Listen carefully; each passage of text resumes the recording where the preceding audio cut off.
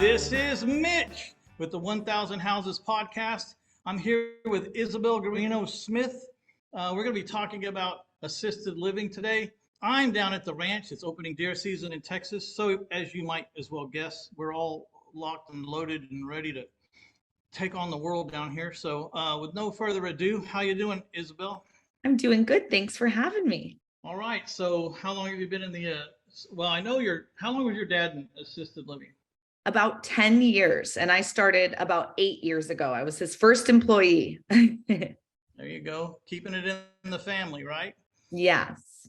Okay. And so when you first signed on and was working with him, you're just, what was your role, or was it just anything he asked you to do?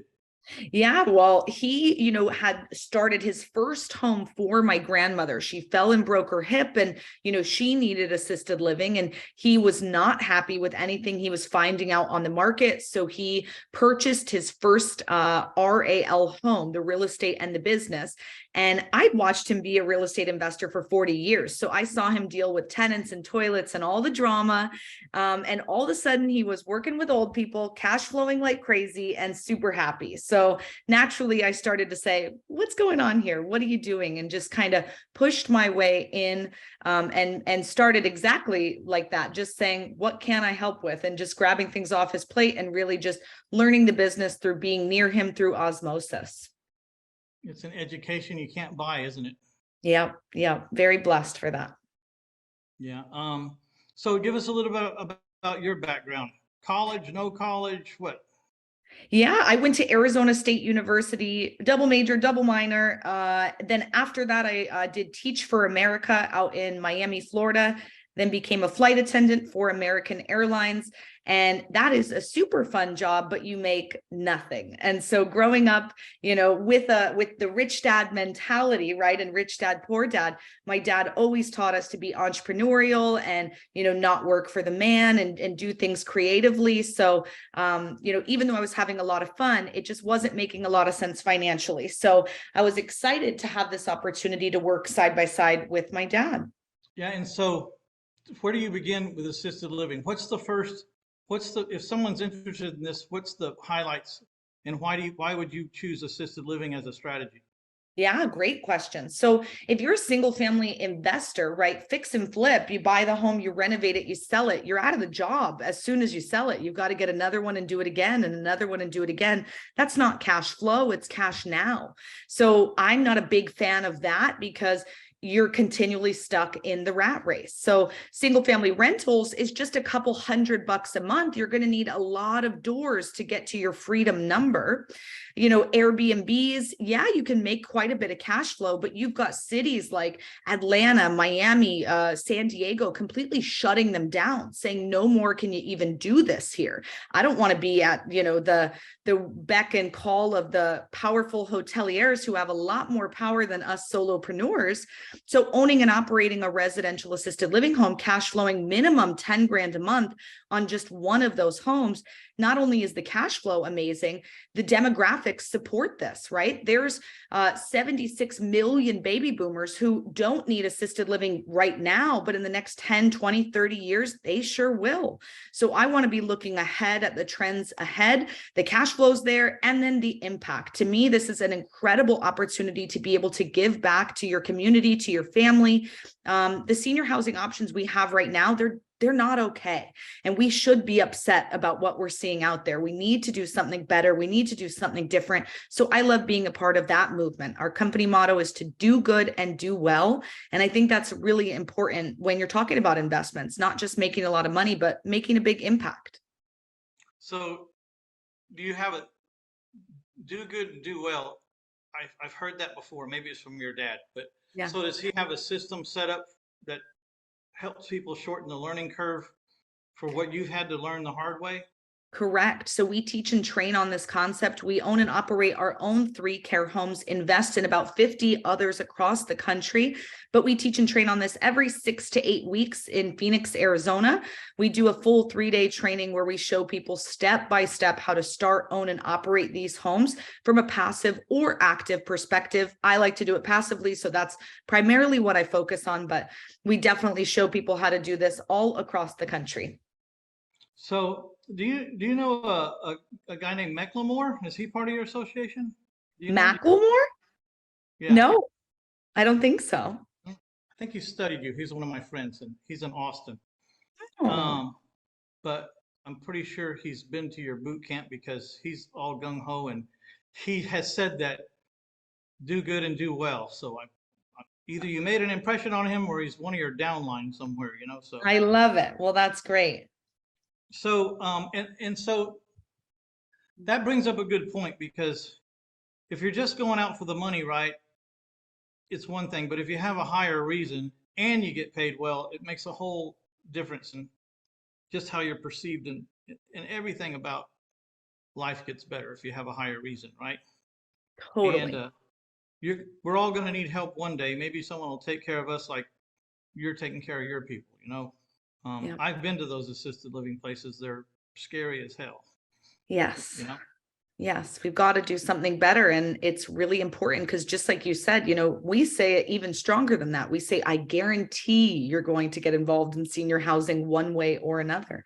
You're either going to be lying in the bed, writing the check for yourself or a loved one, or you could be owning the real estate or the business, cash flowing and living for free and having your loved ones live for free. So definitely something to consider getting involved in because of the inevitability of it all. Okay, so are you buying houses or are you buying facilities or both? Only residential. So we focus on a residential assisted living that houses anywhere between 6 and 16 residents per property. So describe the moving parts. You can't just put them in a house and say, see you later. They have to be manned. So tell us Yes. about the complexity or the simplicity of finding the right people to work for your organization. Yeah. So 24/7 care is what makes these homes assisted living homes, right? If you just had the seniors living in them, that would be more independent living, like Golden Girls style. So because there's 24/7 awake staff there, it's not you, right? You're hiring the licensed administrator who's licensed through the state. In real estate world, we kind of call them the property manager. They're in charge of hiring and firing your caregivers, touring the home, marketing the home, welcoming the residents, dealing with all of the day-to-day. The caregivers are who's responsible for the 24/7 care of the seniors. So they help with all of the ADLs, anything that you do from the moment you get up out of bed to the moment you go to bed at night, brushing your teeth, bathing, eating, going to the bathroom, showering, all those different things that we need help with as we age. So within the home, you have the licensed caregiver who can oversee between 2 to 4 properties. And then the caregivers, usually a 4-to-1 or a 5-to-1 resident to caregiver ratio. Okay. So a lot of people don't know this. And my wife's had Parkinson's for 15, 16 years now, and I have 24-hour care at my house. Mm, I know how expensive that is, maybe, um, and I've done it. I've hired my own direct, so I haven't hired a service. So right. at, even at doing it direct, I have three because I needed 3 shifts just in case anybody went down, they could Yep. cover for each other or whatever. It runs me about $160,000 a year. I'm Yep. fortunate to be able to afford it, but I'm going to guess that your assisted living program would be less expensive for those who couldn't afford to just bring it into their home 24/7. Yeah, you're right on point. The average cost of in-home care nationally is actually $27 an hour. So if someone needed 24/7 care at the average of $27 an hour, 30 days a month, that's $19,000 a month. So you're not going through an agency, which is probably saving you a pretty penny, which is nice. But it's very expensive, and most Americans can't afford in-home care. So the national average for an assisted living home is $4,500 per month per person. Depending on your area, it could be higher or lower, but that's the national average, about $4,500 a month. Yeah, and that's a big difference, Yeah, a very big difference, and it's a good choice. yeah. Um, if of course you find the right people. One thing I learned about caregivers right off the bat is if they're in it for the money and they're Mm, working for a paycheck, then they're the wrong person correct. because the caregivers that I have a caregiver's heart, and there's a huge difference between the two people. If they're working for agencies, agencies taking a big share of that. Yep. Of course, there's arguments to and for. I mean, um, they do the payroll tax, they do the, they have the liability insurance and all that stuff. So it's tenuous at best. You know what I mean? Like, sometimes I wonder if I shouldn't just go for the agency, but then when you see the difference in cost, I know. you think, I've hired a lot of people in my life. I just got to hire 3 more for something different. I got to go through the apps and I got to find them. But if I'm good at that, it saves me tens of thousands of dollars a year. Yes. So, and until the point comes where I couldn't do it at my home, but that would be my next choice is a facility like yours if I had to. You know what I mean? Yes. Like I Yes. said, I'm really blessed that I can afford the kind of care that I can. We didn't have insurance for it. Most people don't. Right. Um, assisted living insurance or Long-term care insurance. Yeah. long-term care, that's the word I'm looking for. Yeah. Yeah. Very, very expensive. And then you don't even know if you're ever going to use it. Correct. And only 10% of the population has it. So it's really, when people think about that, how are they going to pay for their care when they need it? If with everything crazy going on in our economy, right? Everyone says during a recession, the rich get richer and the poor get poorer. And it's like, how are people preparing for this? We have a massive influx of seniors. 70% are going to need daily care for an average of 3.5 years. And most people are not prepared for those financial obligations. They're going to be relying on their adult children. And let me tell you, when you're trying to take care of your parents yourself, and you're the only one because you can't afford anything, Yeah. it is a devastating, it is a brutal business. It's brutal. Yes. It's a brutal situation because you don't get any sleep. You don't, and sleep deprivation is one of the most damaging things you can put yourself through. Um, I realized, first of all, I'm not a caregiver. I Yep. wasn't born a caregiver. I could try as hard as I want to, but you can't make a cow into a racehorse, and you can't make a racehorse into a cow. And I tried my hardest, and I just sucked at it. I mean, it was horrible. I didn't have the temperament for it. Yep. It's sad to say, but on the other hand, uh, I was I was a really good hunter and gatherer, and I was able to amass enough to pay for the things I wasn't good at. Right. So now and I don't know. I always sometimes on these interviews go, I don't know if I should go here or not, but then I think, you know what? It's just transparency, so we'll just go there. Yeah. Um, some of the places I've seen and some of the people I've interviewed that are working programs or similar programs, they're also going to the assisted living places that are like Golden Girls. They don't have staff, and then they're trying to help people and families and the children settle estates, um, Mm. get assets out of people's names or whatever they have to do, or sell the home. And they have hopes of buying the home. Do you buy homes too if it works out from the people that are going in, or are you just strictly on the care side?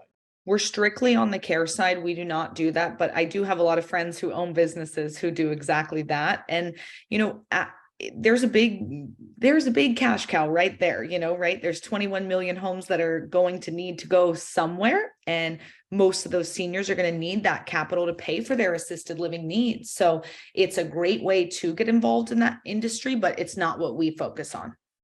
Okay, because and it sounds like even in the house flipping, people say that we're vultures waiting for we're dancing on people's graves, and Mm. it's not the case in my business, and I don't see it in the case in the assisted living business. If you want to mine for properties that way, because these families have no idea what to do.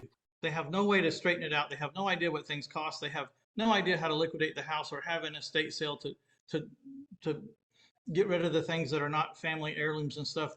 And they really, if their attitude is if we can help them through that, and it ends up that they want us to buy the house and we can compete with whatever they're willing to pay for it, then they get a chance to pick up some houses too. And if you're doing it like you're supposed to be doing it, which is give, and then if the opportunity arises, then you do. But they're just trying to get them to the assisted living places and help solve these families' big problems. Now, Yeah. you said something we glossed over is the demographic. The Mhm. baby boomers were retiring at 10,000 a day or something. I don't know. It was some astronomical 10,000 a day, I think. Is that right? 10,000 people a day are turning 65 right now. And I think it's 4,000 people a day are turning 85. So it's big numbers. Because after World War II, all the Mhm. men came home and started making babies. They're called Yep. baby boomers. And the baby boomers have driven this whole economy from the Ford Mustang by Lee Iacocca. They made that sports car for the baby boomers. And then it was the homes for the baby boomers. And then it was the cars for the baby boomers with the minivan. And then it was, and as they go through their life cycle, they change the whole economy because they are a huge, huge number, which is part of the problem that our country is facing right now because we are getting less people in the workforce to have to support a whole lot of aging people. Right. And and so the demographics are definitely on the side of this kind of strategy. I don't think there's any Absolutely. argument there. Absolutely. For 70 years, they've been driving the economy and they're not going to stop until everybody's gone. So you may as well continue to follow the money.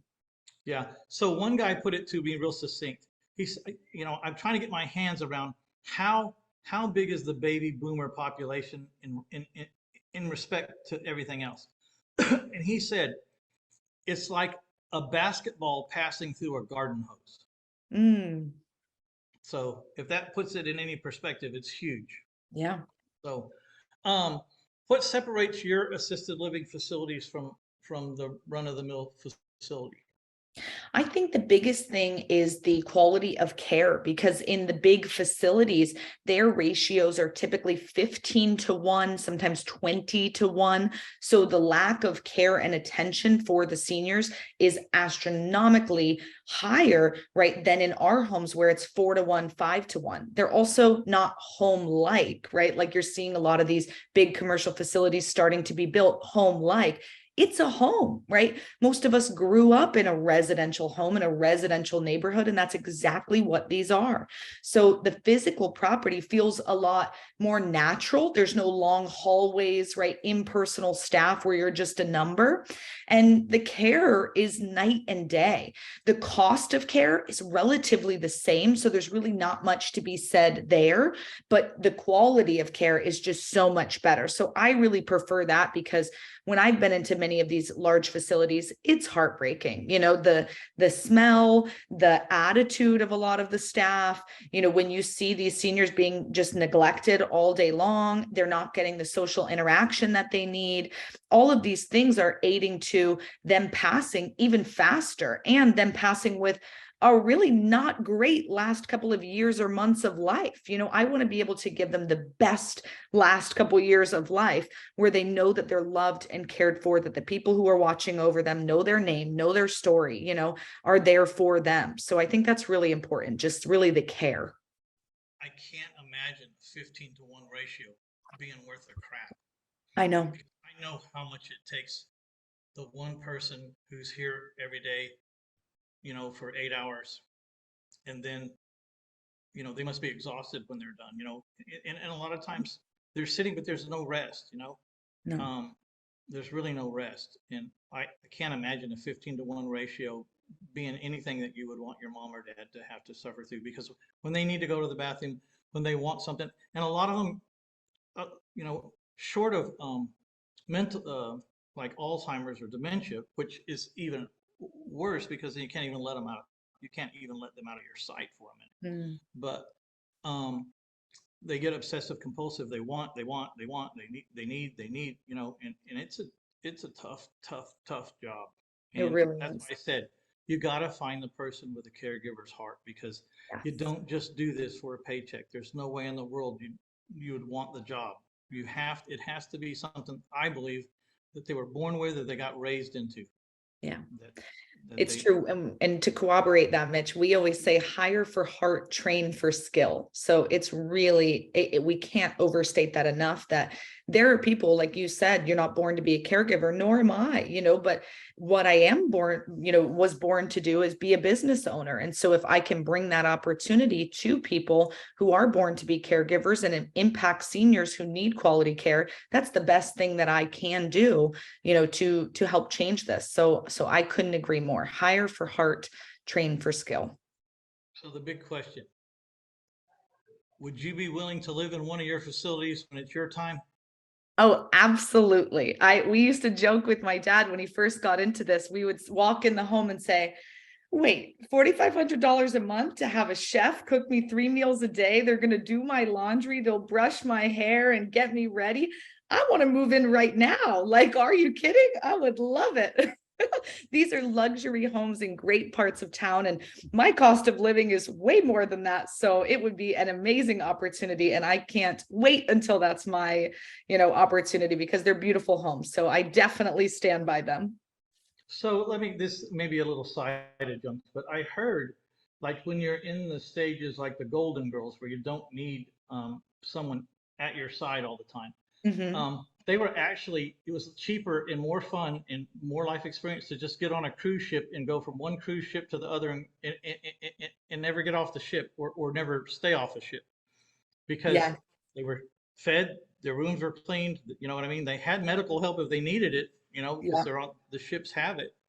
And so I thought that was an interesting statement. I often wondered if that was really true or feasible. Have you heard that? I did hear, or I read an article about a gentleman who lived on a cruise ship for 13 years, and he was in his 70s. And that, I think that is just the cutest story ever, because I agree, they have the medical attention if they need it, the food, the home, and whatever they need. And hey, they're getting to see the world. So I think that's a really cool opportunity there. Because some of those cruise ships were pretty damn affordable for what you got. You know what I mean? Right. Right. So what about regulation? Do you find a lot of resistance for when you want to work?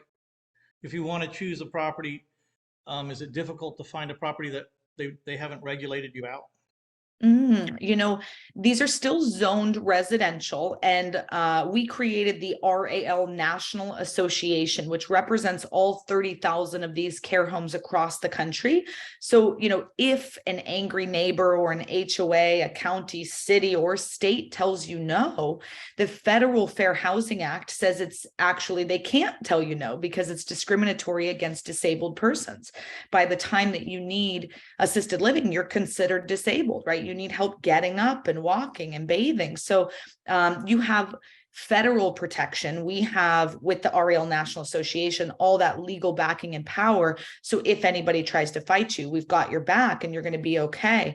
But they can't tell you can't do this anywhere. So they're in residential neighborhoods. There's certain rules, right? Like you can't have one home within 200 feet of another home. Like there's different distance rules or things of that nature, but how many residents you're allowed to have in the home, there's always a rule on that based on square footage, points of egress, but they can't tell you no. So definitely I have tips and tricks on what to look for and what to avoid, but you really can do this anywhere.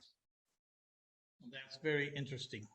I was wondering if people had to designate themselves as a church or something to put things wherever they wanted to, but you just answered that. So you have an association that'll fight for you or explain the rules to whoever needs to be brought up to speed. Correct. That's very cool.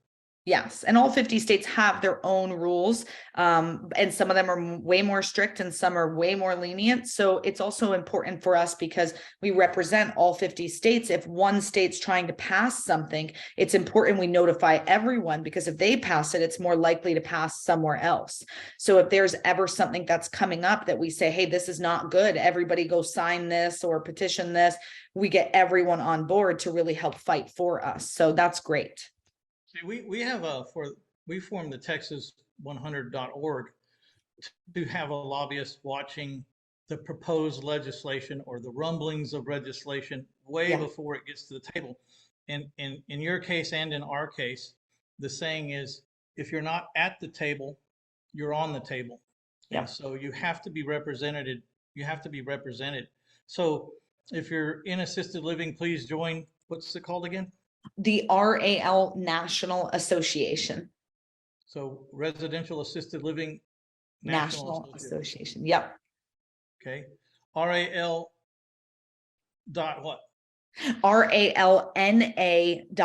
So for RAL National Association, RALNA.org. Okay, good. And if you're in Texas and you want to help make sure that your house flipping landlord owner finance business doesn't get regulated out of sight, go to texas100.org. So we're going to put all these things in the show notes. So if you didn't have time to write that down, we'll put it in the show notes. And you go to the show notes, 1000houses.com / and let's just put Isabelle, Isabelle, because I know I haven't used that. I'm not sure about assisted living or whatever else, so we'll just use Isabelle. Okay. We'll put all that over in the show notes. Do you have some kind of promo or giveaway for the people so they can learn more about your weekend events? Yeah, we do have our 3-day trainings. They happen every 6 to 8 weeks. The next one is coming up that first weekend, I believe in December, and then they happen every 6 to 8 weeks after that. So we'll make sure to put the link for that in the show notes with a discounted promo code rate for you guys there. And if anybody wants to just gather, free information just to get started and dig a little deeper, we'll put a link there for you guys as well to make sure that you can grab free books or webinars, schedule a call with me or someone on the team to answer any of your one-on-one questions. Yeah, there you go. So go to 1000houses.com / Isabelle, Isabelle, and your folks will get with my folks and they'll coordinate all that before this gets aired. Okay. So there we go. And anything else you want to put there, if you have a blog or whatever you have a podcast yourself or whatever, it'll be over there, you guys. So you don't have to write all this down or remember it. Perfect.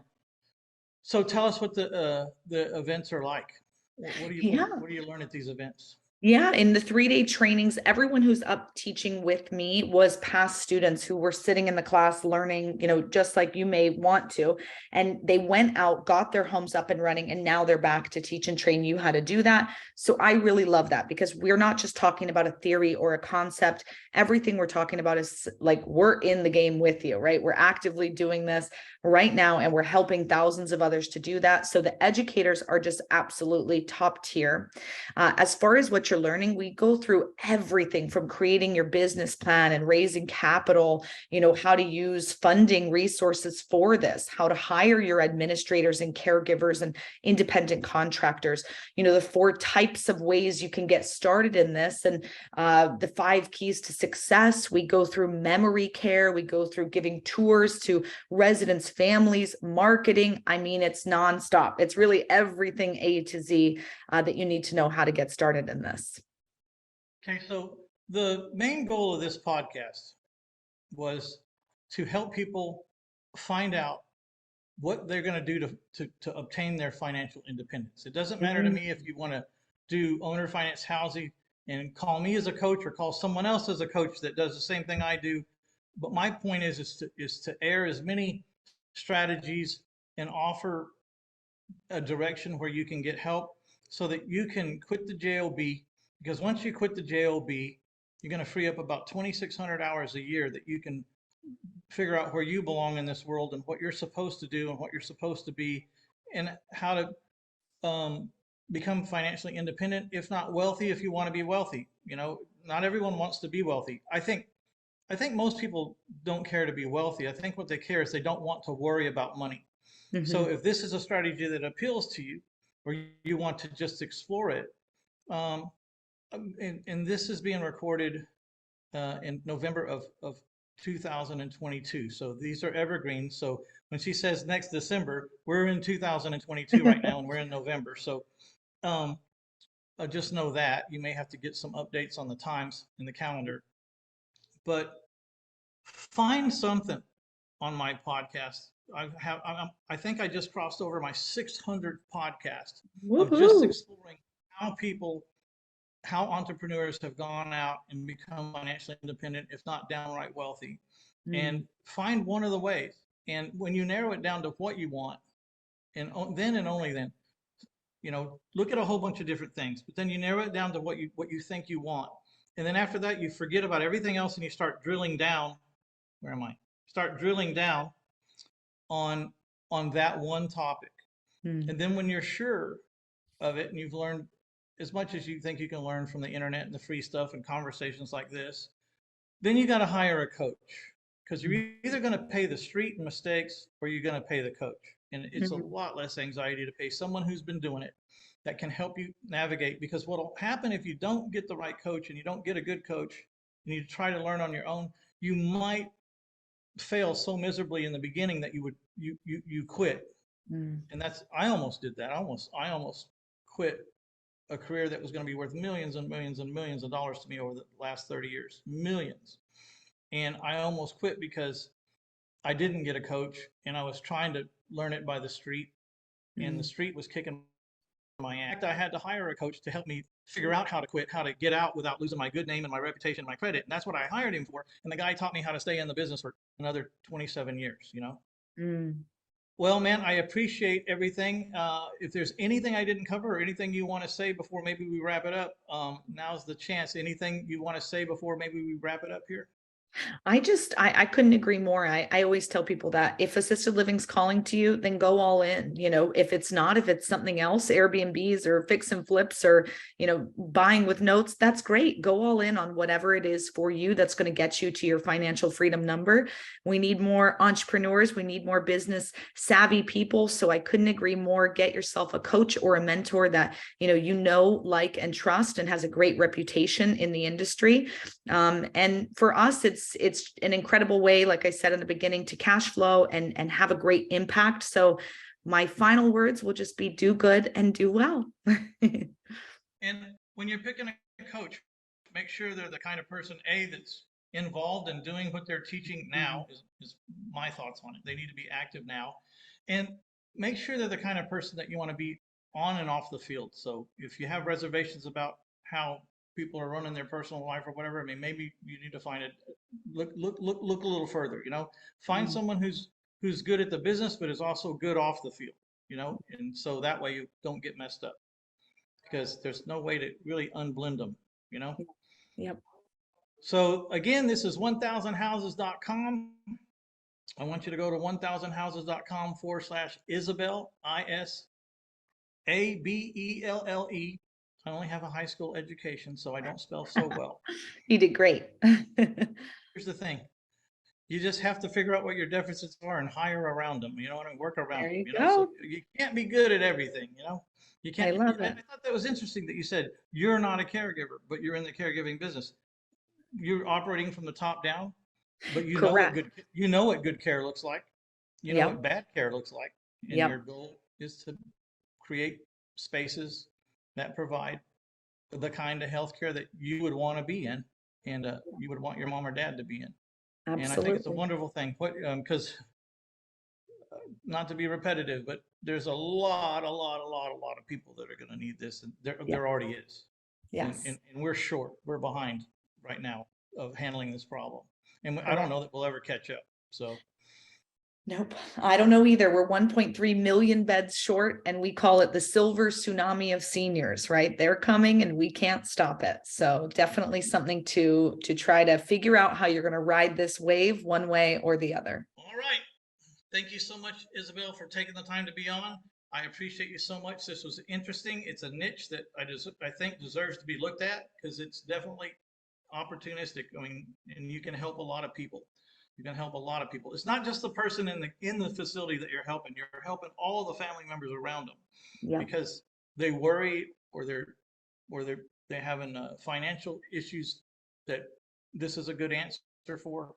Just it's good all the way around, and I love those kind of businesses. Win wins Love all the it. way around. All right, this is Mitch Stephen with 1000 Houses Podcast.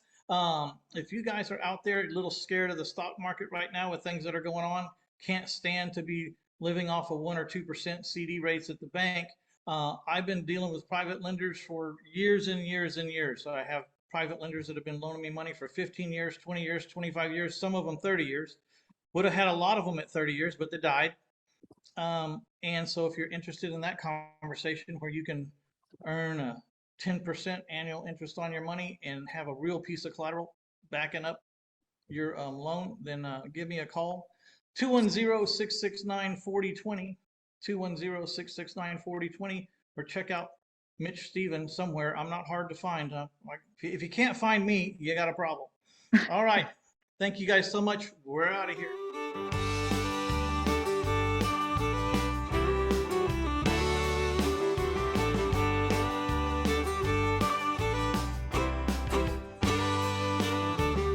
Well, I've had enough of this 9 to 5. This desk and chair robs me of my life.